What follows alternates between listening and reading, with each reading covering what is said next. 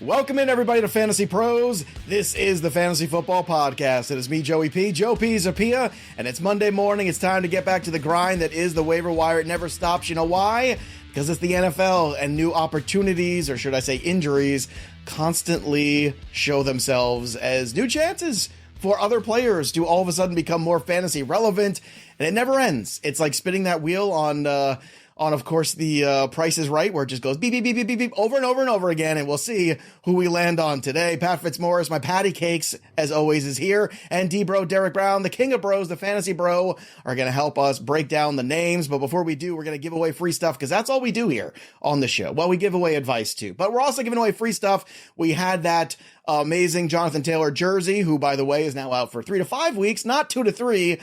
Oh, great. But I digress. So Jonathan Taylor doesn't need his jersey, so we're giving it away, courtesy of bettingpros.com, to Ray Toshi. Ray Toshi, get in touch with us. Congratulations, you're the big winner. Hit us up, mailbag at fantasypros.com with your mailing address, proof of your subscription to the Fantasy Pros YouTube channel, and we'll get in touch with you right away. Again, that's Ray Toshi. You are the big winner. Congratulations, which means, gentlemen, it's time to give away something new. How about this bad boy? Fresh off a 3-touchdown performance, DK Metcalf, Seattle Seahawks, courtesy of pristineauction.com. Look at that bad boy. That's a good one. It's the premier autograph sports memorabilia auction house. It's fantastic. So how do you win this DK jersey? You subscribe to the YouTube channel. You drop a comment below right now. That's it. That's all you got to do. So go do those things. And of course, make sure you ring the bell till it goes ding. So, every time a piece of content drops here on the channel, if you are the big winner of the DK Metcalf jersey, gentlemen, can't stop here. Pristineauction.com, by the way. There's a link in the description. You get $10 off your first order when you sign up at Fantasy Pros. So go do that. Even if you don't win the jersey, holiday season's here. They got amazing stuff. I've got stuff from Pristine Auction. I know Pat does. D-Bro got me my birthday present from there, my Zay Flowers jersey. So again, go to pristineauction.com. There's a description right below in the YouTube chat. Use that code Fantasy Pros to get $10 off. Gentlemen, another weird week of football. I would say that. More injuries. Pat, of all the injuries that you saw yesterday, what was the most fantasy depressing for you? Oh, I mean, I don't even have him on many teams. I think one team, but Tank Dell for sure. Yeah. I mean, Tank Dell was so fun, and the way it went down. I mean, having him blocking this, that was the one reason why I didn't have Tank Dell on my fantasy team. What is he doing there, Pat? That's it. Like, that was actually what discouraged me from drafting Tank Dell, that he was just so small. And you've got him like blocking on a goal line carry. I don't understand. So yeah, that was the most depressing. D-Bro, is it depressing to be a Steelers fan? Like, you have the Matt Canada firing, things are going well, and then Kenny Pickett gets hurt. Now he's going to have surgery, so he's done. Now you got Trubisky rest of season. It feels like the Steelers just can't catch a break. Nope, they can't catch a break. It's been rough times. I mean, right when you think there's a little bit of hope, it gets snubbed out. But you want to know who we even talked about? Plenty of hope. The Packers, baby. Yeah. Jordan Love looked, That's right. He looked great, baby. I mean, if you would have taken away the jerseys and stuff, who looked more Mahomes? Love or actually Mahomes? Well, can I give night? Christian Watson to Patrick Mahomes? Can I do that? Because I'd like to do that. That would be nice. If Christian Watson plays for the Kansas City Chiefs, that would be good. But, Pat, to Derek's point, very exciting times. Jordan Love, 8 touchdowns, no picks in the last 3 games. He looks like a different QB all of a sudden. Man. Yeah, measuring success for the Packers in 2023, like, it was always going to be predicated on the affirmation that Jordan Love was their quarterback of the future. And honestly, I mean, I was a little skeptical going into the season, but now he has strung together enough good games where I think there's no question about it. So the season is a success in that regard. But now all of a sudden the Packers are holding down the 7th seed in the playoffs and don't have another game against a team with a winning record. It's like Panthers, Giants, Buccaneers, Bears, Vikings. So, like, they could do this and get into the playoffs. Now, I would expect a quick exit once they get there, but that would definitely be gravy on top of the, the confirmation that Jordan Love is their guy going forward. I mean, yeah. As the Giants showed us last year, Pat, once you get in the door, baby, anything can happen. Yeah, you sure. just got to get up in the club. Okay? That's right. True. Well, the Watson injury, though, unfortunately, hopefully that's, we'll see how serious that is. But crazy times in the NFL, and even crazier because our waiver wire pickup of the week, is from a team that didn't score one single solitary point. That's right. Let's get nuts. You want to get nuts? Let's do it. The waiver wire pickup of the week is Ezekiel Elliott, running back of the, not the Dallas Cowboys, running back of the New England Patriots nowadays, folks. 45% rostered. I know it's weird, but you know what? Ramondre Stevenson's going to miss some time, more injuries to talk about and break down. And like it or not, Zeke is running back depth who is going to have a shot here at the number one job in this defunct, terrible Patriots offense. But points are points, yards are yards, volume is king. So let's talk about Ezekiel Elliott. I know our expectations might be necessarily high, D-Bro, but Zeke has a clear path right now. He is rostered in less than half of leagues. So Zeke was our consensus pickup of the week, and it looks like we're not alone because he was the number one trending guy on Sleeper as well. So let's talk about Zeke and what these next few weeks might look like as we head into the playoffs. I told you last night, I said, oh, dear Lord, I feel like I'm going to puke. We have to talk about Zeke as the pickup of the week, but without Mondre there, man, I mean, look, come on. We're going to be ranking him as a low-end RB2 every single week. As long as Mondre is out and we're looking at possible high ankle sprain, so looking at a multi-week absence here, it's not pretty. I'm not telling anybody that it will be pretty, but after Mondre's injury, Zeke played all the snaps except for 3. Dude. So, like, we're talking about he rolled up 21 touches, 92 total yards. You throw a touchdown on top of that if the Patriots can ever get into the red zone.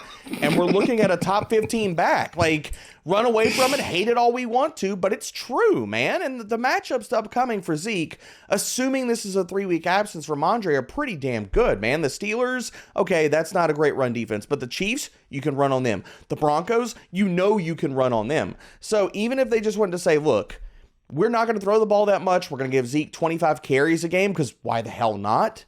Then if he goes into the end zone in any of those contests, he's a top 15 back. And I feel like I need a shower after saying that. Look, at half PPR, he was RB15 this week so far. Obviously, one game left to go. 17 carries, for 52 yards. He also had 4 receptions on 5 targets for 40 yards. Pat, look, it's not a thrilling offense. You know, everybody knows that, sarcasm aside, but if he can continue to get any sort of volume like this, you are looking at an RB2 kind of guy. I mean, maybe even higher than a flex. Is that your vision of Zeke too, as we head getting closer and closer into the fantasy playoffs? It is, and maybe even mid-range RB2 in some of these weeks, because really he does have a pretty easy slate down the stretch. D-Bro left out, for people who do get to the championship game, Buffalo in week 17, another team that's struggled against the run and the inside run in particular. So we know we're not getting vintage Ezekiel Elliott. That's nostalgia week on the waiver wire, but that's okay. Like he's looked okay. He has done a reasonable imitation of vintage Zeke, I guess, sort of a pale imitation, but a reasonable one. And we're chasing the 12 to 25 touches that he could get per week. Yes, the Patriots offense is terrible, so Zeke's touchdown outlook is diminished, and the inability of the New England quarterbacks to pick up first downs is going to short circuit some drives and maybe threaten that volume at times. But still, I mean, there are some potentially lucrative 20-touch weeks for Zeke to come here. 2-10 Patriots get shut out at home in the Bill Belichick era. What a crazy thing. Wow. There's a lot of things there. By the Chargers, by a Brandon Staley team. Oh my God, I'm literally pounding the table here as I talk. The only team the Chargers can't charger versus is the Patriots. It's time for a change. We are deep into the season, though, gentlemen, and we got to make every second count with DraftKings Sportsbook. You can make every second count on game day. Bet your favorite teams for a shot at winning big bucks. New customers can score 150 instantly in bonus bets for just $5 on any matchup. And if you've been following us on Betting Pros, you've been crushing unders with Pat Fitzmaurice, because Pat's been all over these unders, and I'm pretty sure that the New England Charger game also played to the under last time I checked. Just 6 points, no touchdowns, none. Crazy times in the wagering space, so take advantage of it in DraftKings and hang out with us at Betting Pros to get in all the action at DraftKings Sportsbook, an official sports betting partner of the NFL. Download the app right now and use that code FantasyPros. New customers can score 150 instantly in bonus bets for just $5 on the NFL, only on DraftKings Sportsbook with the code FantasyPros. The crown crown is yours. Let's crown a few other running backs. We have to take a crown off of Derrick Henry, who's going to be out for a little bit of time. Look at that segue. Such a professional. Tyjae Spears, who we've been talking about on the show for weeks as one of the main cuff guys. Pat, this has been your guy. You've been talking about him. Well, now there's question whether or not we're going to get Derrick Henry ready to play next week. So 44% rostered, Spears might be that guy. If you're looking for that playoff push now, if he is somehow still available in your waiver wire, how do you approach Tyjae Spears? How aggressive should you be? Boy, that's the thing. Right now, I've tentatively got guesstimating 15 to 20% as what I might be willing to bid with him. Derrick Henry might miss 0 games. I think Tennessee plays on Monday night. Right, a little extra time. Yep. Yeah, so they've got a little extra time for him to clear the protocol. I did get a number from Dr. Chow on Friday about the protocols. He said it's 22% that they clear within a week. Within the week of the time frame from Sunday to Sunday. Now, again, it's the extra day. It's the Monday, so we don't know about that. So that is just an interesting nugget there from the Dr. Chow podcast that we do every Friday. But continue. I just wanted to share that with you as you were discussing it. So he could miss 0, he could miss 1, he could miss 2. We've seen guys miss multiple games with concussion. So if we knew for sure that King Henry was going to miss at least 1 game, I think Spears probably would be the unanimous top choice as far as a waiver ad for this week. But even without knowing whether Henry is going to miss any time, I think you can make the case, at least, that Spears should be the top ad this week. He's looked explosive. He has run-catch versatility. He just needs the volume. And, he gets a pretty neutral matchup, I would say, against Miami this week. So, boy, absolutely, if you have Derrick Henry on your roster, you're going to be spending probably whatever is left in the tank at this point. And you should have done it anyway. That's what we've been saying for weeks, right? I mean, been saying it. And if you want to, if you want to, surpass whoever it is who is the Derrick Henry investor who's going to be aggressively bidding on Tyjae Spears, I don't blame you. If you're hurting at running back, he could be a really nice option for you in week 14 if Henry is ruled out. Okay, so that is the if still we're dealing with, which is why Zeke was still ahead, because there's no ifs there. We know Stevenson's going to miss some time. So, Debro, that versatility that Pat talked about with Spears, that's what's interesting, because even if game script doesn't go their way against Miami, he could still be very involved in the passing game, because that's his niche anyway in this offense when Henry's been there. So that being said, what's your vision of Spears this week and potentially going forward? I mean, we talked about this, guys. And I told people all in the Discord as I was answering questions all last week and AMAs and things, the Fantasy Pros Discord, if you're not in there, you should be. Because I was telling people, because I got multiple questions about, do I need to drop Tyjae Spears? And I was like, don't do it. If anything happens to Henry, you're going to hate yourself for it. You've held on to him for this type of scenario for weeks and weeks and weeks, and now it's here, man. And the thing that I kept gushing about Tyjae Spears is it's not just the versatility, it's the fact that he is one of the most efficient runners in the freaking NFL. You could pull up any efficiency metric, tackle breaking, anything. He's top 5 in damn near every single one of them. So we're talking about this. If Henry is out, he is a top 15 back. I haven't done ranks, don't need to do ranks to tell you that, because he's going to get all the work. After Henry left, he played 21 of 23 snaps. He rolled up 20 touches and 88 total yards. And I get that the Colts are a good matchup for running backs, but Tyjae is explosive, man. And he's game script proof. He's going to play every single freaking snap. So Henry's out. He's a borderline RB1, and that's not crazy to say, because he's going to play 80% of the snaps or higher. And, I mean, even if Henry plays, you're still looking at a strong flex play, like just what we saw last week. He's been playing snaps. If the volume goes up, you're still going to have viability out of him if you're picking him up. And the upside is smash. Total smash. Yeah, certainly been the upside, so hopefully you listen and stash. You don't have to worry about this, but if you didn't, that's what the perspective looks like going forward on Spears. Looking forward to Roschon Johnson coming out of the bye, Debro. I think this is one. He's 32% rostered here, so he's available in almost 70% of leagues. That's a lot. He did lead the Chicago backfield. I know it wasn't a very thrilling game, but nonetheless, he did lead them 10 carries, 35, had 5 receptions for 40 in that. Coming off the bye, is there a chance we see even more Roschon Johnson this coming week in week 14? It's possible, man. And So I'm with Pat on the bids for Tyjae Spears. Actually, I think it starts at 20% is where you're going to have to bid for Spears. I'm a little bit more hesitant on Roschon. Now we've got on this podcast, and I love Roschon's talent. That is not that take that out of the equation, because I love the talent. I love the player. What I'm a little bit more worried about is that a one game kind of one-off sample, in the sense that the other thing we need to understand context is Khalil Herbert can't pass block. Mm-hmm. They played the Minnesota Vikings, who we knew going into that game they were going to blitz at a top 3 rate. They've done it all year. And so if Chicago doesn't have like faith in Khalil Herbert's ability to pass protect, I know Roschon played 74% of the snaps. And what he did with the work, 15 touches, 75 total yards, if he got into the end zone, he would have been a top 15 back. But the other side of this is, will we be that surprised if next time we see the Bears on the field, it's a 3-way committee if Foreman comes back or Khalil Herbert leads the team in rushing attempts?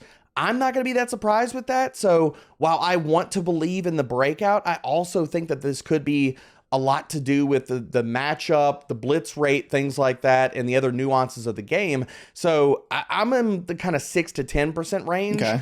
Although I understand going more aggressive, but I think that there's also a caveat that the bottom could fall out here. All right, Pat, when you're looking at Roschon here going forward, too, it feels like a guy that you should just be rostering at this point. Like, because of the what-if scenarios, the ranges of outcomes, a lot of them are on the positive side when it comes to Johnson. Coming off the bye, the rookie, being kind of measured throughout the season, the last performance, plus the guys ahead of him not having the greatest history of durability. All that being said, do you see Roschon as a guy who should be on rosters at this point, this late in the season, regardless?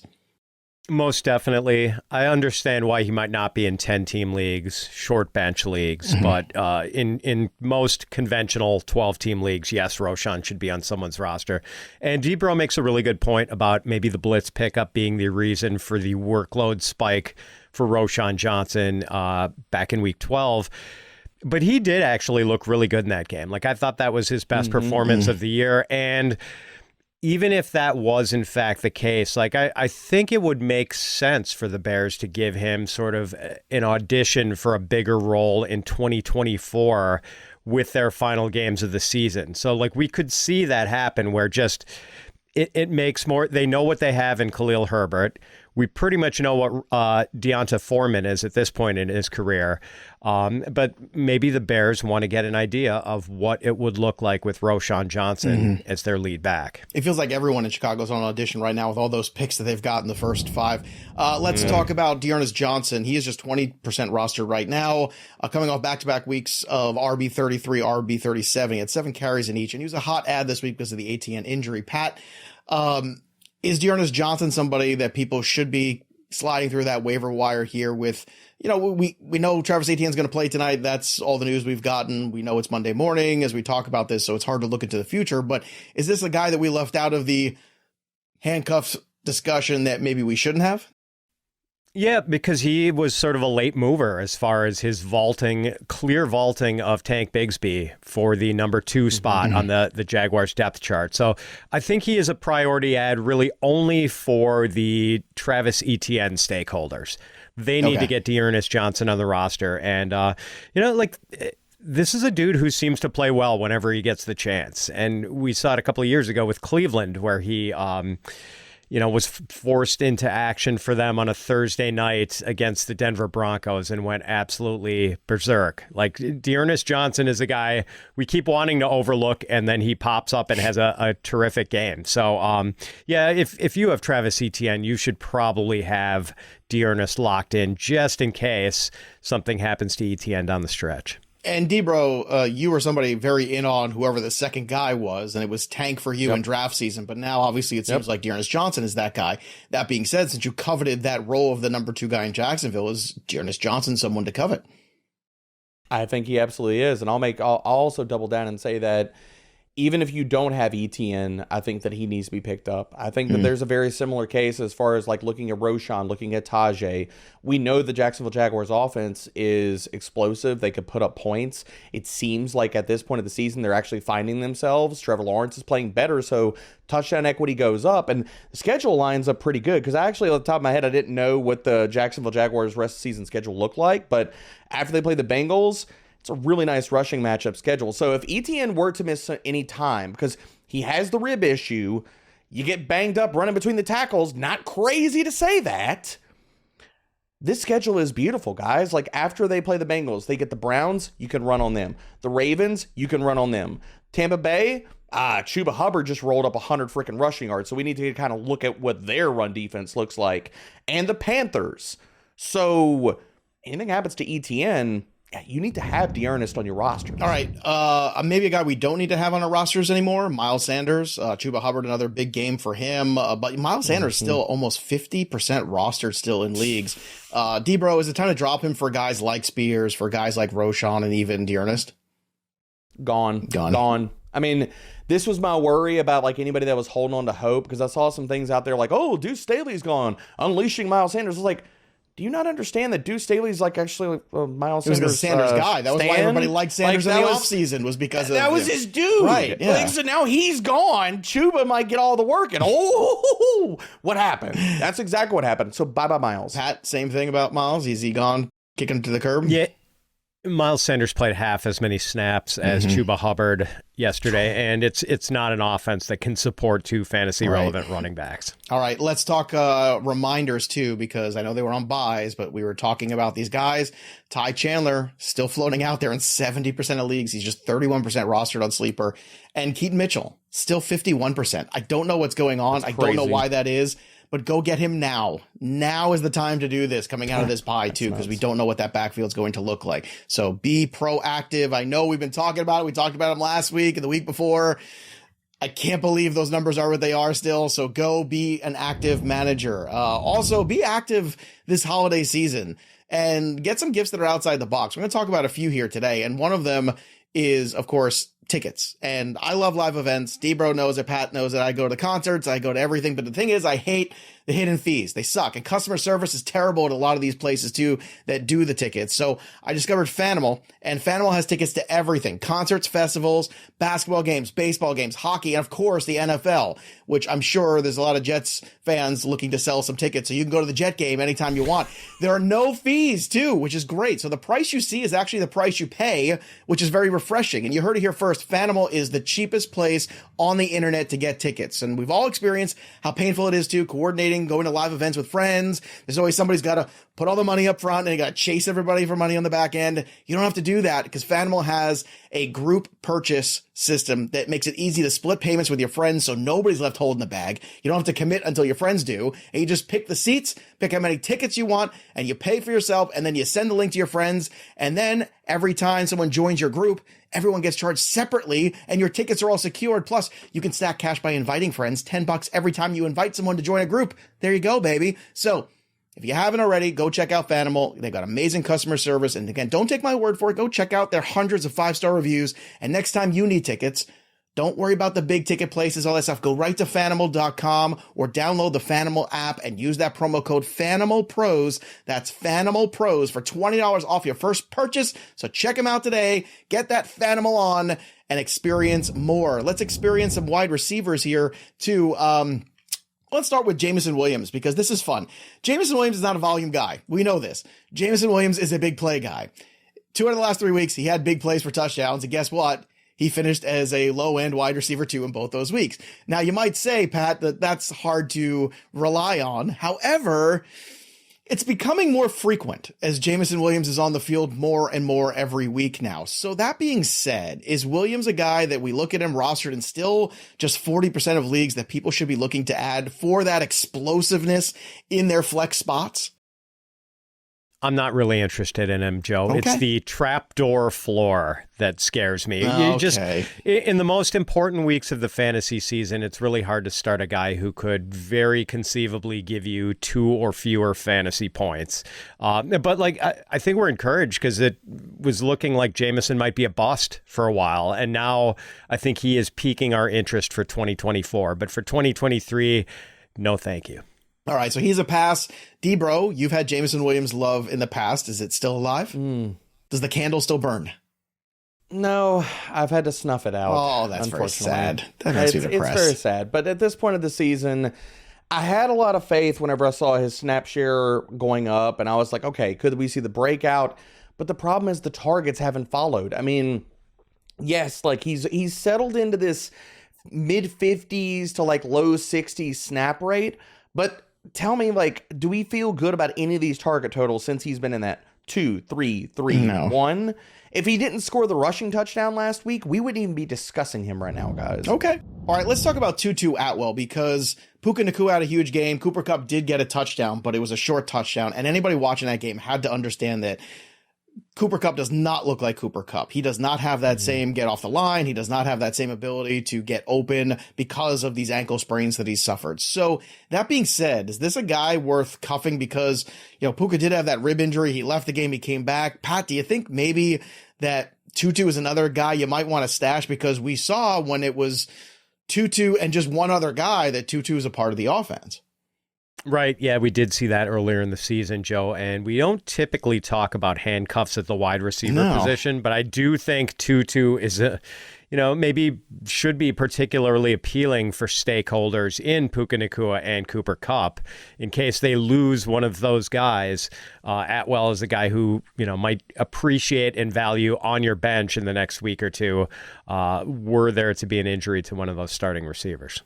D-Bro, do you think the same way too? I mean, we kind of know it's such a heavy target offense for one or two receiver. Like, that's how they operate. It's what they do. It's how the Rams are built. You know where the ball is going. It's just try to stop them. That being said, with Cooper Kupp looking the way he did, with Puka Nacua almost going out of this game and him having an injury history in college and a few injuries he's dealt with already this season, is this a wise stash in those deeper leagues? I think it is, Joe. I think putting out like 1 to 2%, like just throwing out. Tutu, if he's out there, the other thing about it is you probably just could get him after waivers run. Like, nobody's going to probably go out there and want him, especially with Nacua. If Nacua would not have come back to the game, we can make more of a case of like, okay, get him before waivers and stuff, but you could probably still get him even after waivers run. And yes, we've seen the spike weeks with Tutu. The other thing I want to throw out here is the schedule. So you want to be looking at these playoff weeks, man. Like, okay, they got the Ravens coming up next week. Not great. But after that, Commanders, okay, very nice. Tutu Atwell, wide receiver 1 for the Rams versus the Commanders. You could interest me in that. After that, they get the Saints. That's kind of iffy. But then they get the Giants.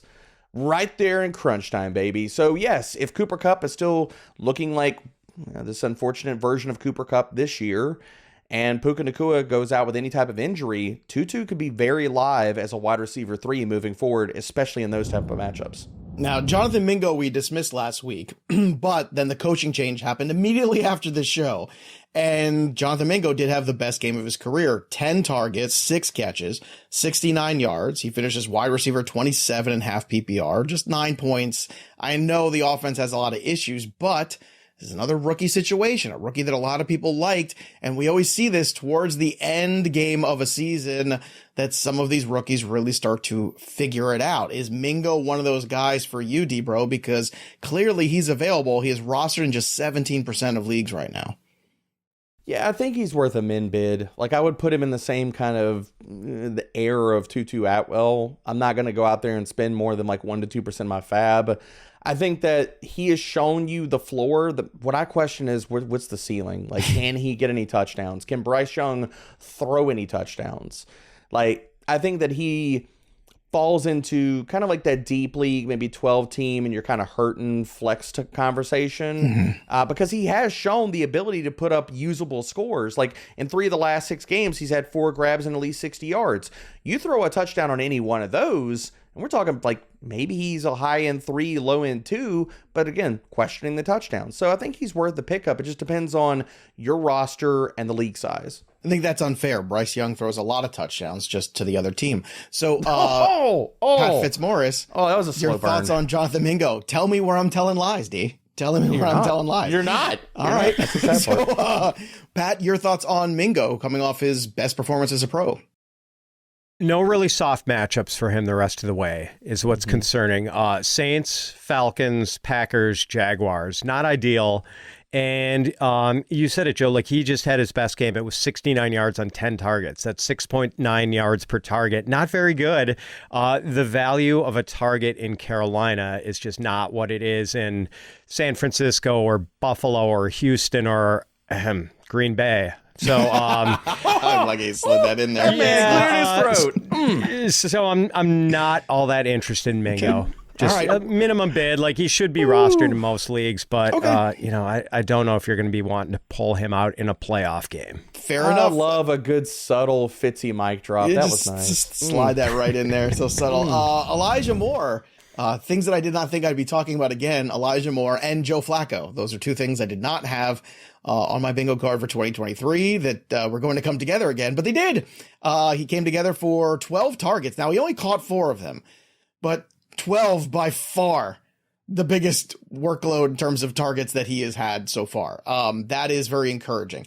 Pat, is there a possibility as we look to Jacksonville, Chicago, Houston, and then, the Jets in week 17 that Elijah Moore could at the end of the day somehow find fantasy relevance again? He is rostered in just 40-ish% of leagues right now. Do you think Joe Flacco can resurrect my dude who I was so excited about and he just did nothing all year? Look, Joe, I mean, Joe Flacco and Elijah Moore have this residual chemistry from their time in New York. They have this Walter White, Jesse Pinkman thing going on here. So, it's equally destructive and toxic.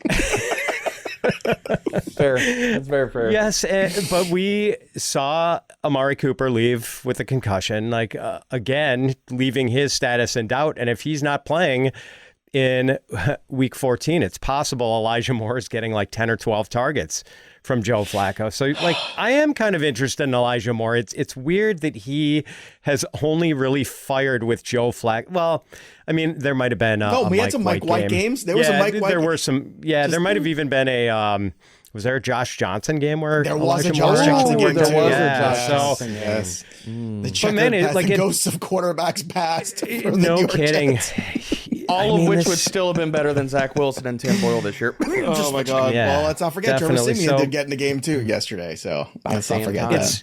It's rekindling our interest in Elijah Moore. It should. He, with the right quarterback, he's a decent receiver. And he's kind of the only show in town if Amari Cooper doesn't play this week. D-Bro, I'm in. I feel like that Rick and Morty meme where he's like, son of a bee, I'm in. Let's do this. What do you think? Dude, I talked about it last week in the matchup show. People can go back and track my bets. I hit the hat trick on Joe Flacco overs this week, which is nasty, but hey, money's money. So you got to love that. But with all of this, Joe Flacco looked pretty damn good considering all the things in this game. I understand, they fell apart at the end of the game, but for most of that game, Joe Flacco looked like a serviceable NFL quarterback. And if he's going to be feeding Elijah Moore targets, I think that we have to be interested here. I mean, let's not underscore this. Elijah Moore had a 27% target share last week. That's awesome, man. Mm-hmm. He converts at least half those targets. And I understand we could talk about same thing with Jonathan Mingo, the quality of the targets, but he converts half of those. He gets in the end zone. We're talking about a wide receiver 2. That's wide receiver 2 type of volume. And the matchups upcoming are pretty damn good. Like Jacksonville, Chicago, they've been playing a lot better, but then he gets Houston after that, their secondary has been struggling. And we know it's going to be a back and forth matchup because CJ Stroud, doesn't matter who the hell they're rolling out there with him, he's going to put up points. Mm-hmm. So yeah, Elijah Moore needs to be picked up, man. I mean, I've got him as a 2 to 4% bid only because what if Amari Cooper plays, Amari Cooper comes back, target share goes back in his direction. But could you go more aggressive? Pat's talking about 6 to 7%, Pat? I'm not against that. I don't think Cooper's presence kills Moore. I think in some ways it actually opens up more for him. Fair. So I think either way, Moore is in. Noah Brown, this is a controversial guy because he's rostered in almost 50% of leagues, and with a Tank Dell injury, a lot of people are going to say, oh, Noah Brown, that should be a guy that we should be picking up. But D-Bro, you have some mixed results and feelings about this Texans wide receiver situation. Nico obviously was tremendous yesterday. But what are your thoughts on Noah Brown and the rest of this bunch? Noah Brown should be a priority ad. I mean, CJ Stroud has been the tide that raises all ships, man. What have we seen out of Noah Brown in previous weeks whenever he was a featured part of the offense? Massive splash weeks, massive big performances. He could settle in and be a weekly wide receiver 3. I mean, who else is catching balls right there outside of Nico Collins, which Nico just had himself a day as being the dude? Noah Brown could be the running mate for the rest of the season, and CJ Stroud has been the truth all year. So we're talking about the wide receiver too. If I were to rewind this and go back to August and I was telling you Noah Brown needs to be a priority ad because CJ Stroud is that freaking guy, people would be like, I don't know about that. But that's where we're at, guys. Okay. This is a passing offense to always invest in. Pat, do you feel the same way about Noah Brown? I do. It makes sense. Noah Brown smashed before when there were injury opportunities for him, injury-related opportunities. So I do think he's worth adding. I think he's one of the most attractive wide receivers available this week. One other thing to throw on top of this, because I know people are going to look at Noah Brown's 2 targets and say, what about that? He was a full-time wide receiver last week. He immediately stepped back in and played a full-time role, whereas Robert Woods and John Mechie split snaps last week. So Noah Brown, the targets weren't there, but the playing time absolutely was. You got to be on the field to be fantasy productive. By the way, some bye-week holdovers, too, that might still be floating out there on the waiver wire. Khalil Shakir, Jalen Hyatt, Odell Beckham, and Rashad Bateman of the Ravens. All guys we talked about last week. Roster percentage hasn't changed. Still available out there. Alec Pierce. Pat, was that a one-off? Should we chase it? Yeah, he was like wide receiver 89.5 point PPR scoring coming into like the one week. off, So, yeah. All right, just want to check with the boys because I know a lot of people see that Alec Pierce. People start running over there. It's still the Michael Pittman show. Last time I checked. But how about Shane Steichen and how about Gardner Minshew? By the way, how about that team? Baby. You want to go about teams that are still relevant to playoff? I know playoff team, playoff hunt is for good times, man. Now, if you're looking for something relevant this holiday season too, and it's hard because you're always trying to find gifts that are a little out of the box, gifts that are personal, gifts that actually mean something. I got to recommend to you the Skylight frame this holiday season because it is tremendous. And basically, what this is it's a digital frame where you can upload pictures and they cycle through, and it's got all kinds of incredible bells and whistles to it as well. But that's the hard part is you're always looking for something that fits everybody. Like you're saying, oh, this person's hard to buy for, and you want to get something personal. And I think the Skylight frame is a great way to do that. I got my parents one a couple years ago. It's tremendous. You get pictures of the kids you can upload to it so they can see them cycling through as opposed to just that one still frame that's out there. You've got multiple pictures going and cycling through. So if it's for the grandparents, if it's for your parents, if it's for somebody who just had a baby, right? They can't get enough of their own kid and they want to show them off all the time or her off all the time. It's a great gift for anybody out there. So if you haven't already, go check out the Skylight frames because I know everybody's always racking their brain trying to find the perfect gift. I'm going to send Derek Brown one of just pictures of myself. I was going to say that. I was going to load one up with 10 pictures of me. 10, not 100 of me. And, but again, thoughtful. And it's way better than, a lot of the other frames you have because, again, it's just that one picture in that one moment. You can get multiple memories, multiple moments. And I think that is what makes Skylight special. So go check it out right now. You can set it up in portrait or landscape. It's got the 15-inch frame. It can be wall mounted even. So it doesn't have to sit on the mantle. It can sit somewhere else right on the wall. Again, it's really just different. It's a gift above. It's personal. I think it's something that you all should look into this holiday season if you're looking for a gift that really means something for somebody. So go check it out. Special limited time offer too for our listeners. $15 off your purchase of a Skylight frame when you go to skylightframe.com/fantasy to get $15 off your purchase. Again, that's skylightframe.com/fantasy. skylightframe.com/fantasy, and you get $15 off. That's pretty good. So go check it out today. Go make that order and give something really special and unique this holiday season to someone you care about at skylightframe.com/fantasy. Yes, my Two things there. Yes, dear. One, yes. I feel like I need this mounted on my desk. And two, if you are going to send me this, can I get some of the professional headshots, the Joe Pisapia, you the Joe Derek Zoolander Zoolander, the years. where you're I was Blue Steel before Blue Steel was a thing. I was fixing to say, I have seen these professional headshots where you look like Blue Steel and you're like, it's staring not into my soul. That's my resting face. I have resting Blue Steel face. Smoldering resting face. I can't help it, man. I can't help it. I'm just an intense looking fellow when I'm looking straight directly at you. I'm all smiley here because I'm having So fun. you're like I'm all MPH business. off of How I Met Your Mother. You never take a bad Dude, picture. I'm going to send you no some matter old what. sports things of mine. I'll send you some old classical theater things. It's going to be a whole tribute to Joe Pisapia on the Skylight frame. And you know what? If you want to do something fun like that with the Skylight frame, go do it because it's a good time. All right, let's run through the streams of the week real quick, and then we'll run through the top waiver priorities and hit a mailbag. So let's do this quickly, gentlemen. Quarterback, who do you want to stream this week? Pat Fitzmaurice, you go first. Was someone just mentioning Shane Steichen and Gardner Minshew? It's Minshew Mania this week. Great matchup against the Bengals. And Minshew has just been really competent. Plus, I don't think the Colts really have the luxury of rolling out a very run-heavy game plan with only Zach Moss and just Trey Sermon behind him. Like, I don't think they do that. I think they have to be at least balanced, if not a little bit pass-heavy. So really like Minshew for this week as a streamer. D-Bro, week 14 QB stream is? If he's out there, and he might be because he's only 45% rostered in some leagues, Josh Dobbs, man. If he comes in and Is he even going to play, though? Like, they were talking about possibly benching him. It's an if, but look, if Kevin O'Connell believes that the truth and the answer is Jaron Hall or Nick Mullins, that we have bigger problems than Minnesota brewing. That's all I'm going to say. All right, so Josh Dobbs needs to be starting. So who's the tight end stream of the week in week 14, Derek?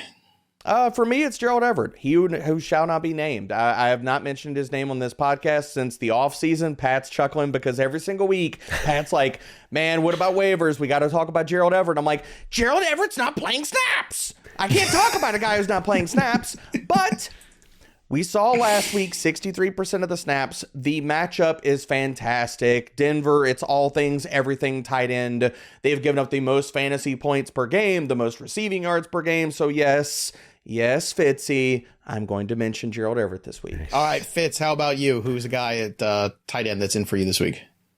Isaiah Likely. Is still not as widely rostered as he should be. Really nice matchup against the Rams, who've given up the 6th most fantasy points to tight ends. And I think the Ravens are going to want to get Likely involved in the passing game anyway. Streaming defense of the week for week 14 is who, Pat? Saints versus Carolina. What's nice is that the Saints get the Panthers at home this week and then stay at home against the Giants. So you can play them the next 2 weeks, have them get you through, the end of the regular season and the first week of the fantasy playoffs. All right, D-Bro, how about you? Give me a guy, a defense this week to stream in week 14. Yeah, I'll give you a collection of guys. They're all on the Colts. So, I mean, we're a pro Colts podcast, apparently, man. We talk about Gardner Minshew. We've been loving on Zach Moss, man. It's so giving away Jonathan Taylor jerseys because he doesn't need it, apparently.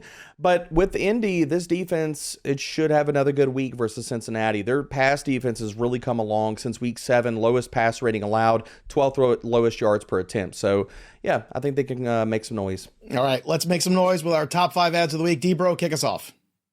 Number 1, I'm going to go find the puke basket somewhere. Say his name. Don't wanna. Feed him. Zeke. Yeah. Zeke. All right, Zeke's number 1 for the week. Number 2, Tyjae Spears. Number 3, Roschon Johnson. Number 4, Isaiah Likely. And number 5, a guy we barely mentioned on here is Khalil Shakir. Matchups upcoming are fantastic. Grab him now. Play chess, not checkers. Okay. Pat, what game do you want to play with the top 5 waiver wire ads of the week? Oh, I guess I'm playing Mimic D-Bro because it's pretty similar in the first 4 spots. Exactly similar, actually. Ezekiel Elliott, Tyjae Spears, Roschon Johnson, Isaiah Likely. Then I was torn between Elijah Moore and Noah Brown for this last spot. I'm going to go with Jesse Pinkman. Elijah Moore it is at number 5. Let's do it. Does that make Joe Flacco Walter White? It does, yes. The old mentor, of course. He looked good. He looked comfortable. He did. He looked good. He did. He was all right. I mean, I get a little bit more practice time. I think could be better days ahead. Man, I don't know why. I'm the Loki of fantasy and betting and stuff. I just want chaos. I want Joe Flacco to quarterback the Browns in a playoff game. I want to see that. I want to see it this year. And play the Ravens. I didn't even think about that'd be even better. Let's go.